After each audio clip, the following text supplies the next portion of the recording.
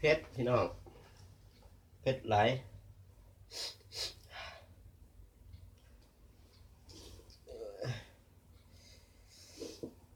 กินข้าวเหนียวเนี่ย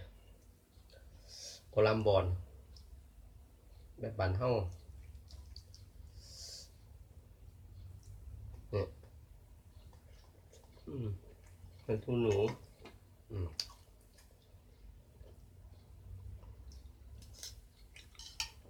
เป็นหัวสะข้าน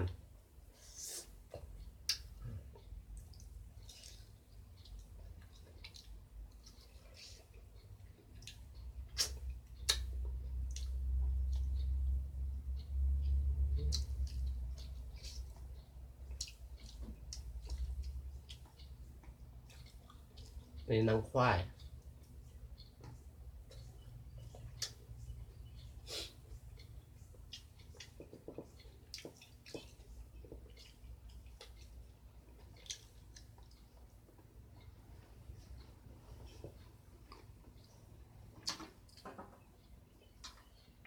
กับลูกโดดกับเพดิบ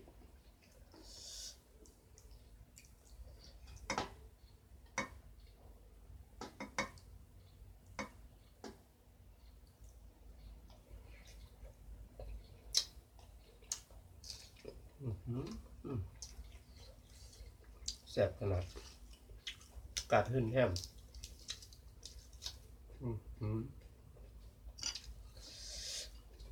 พี่น้อง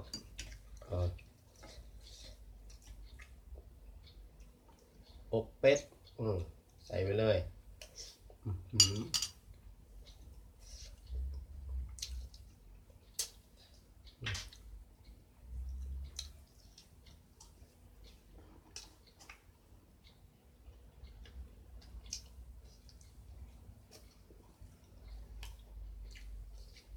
ข้าวเหนียวร้อนๆหน่อยหอมป๋อม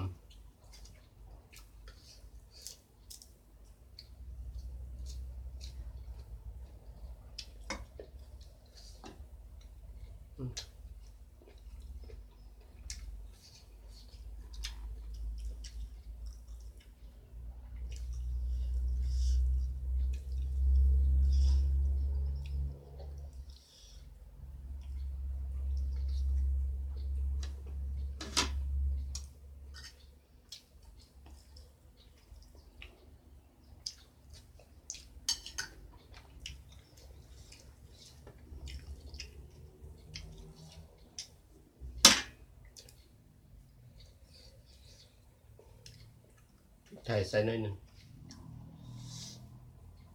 เพิ่มความหอม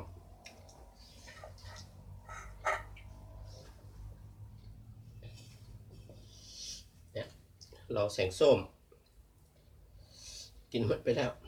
อย่างน้อยหนึ่ง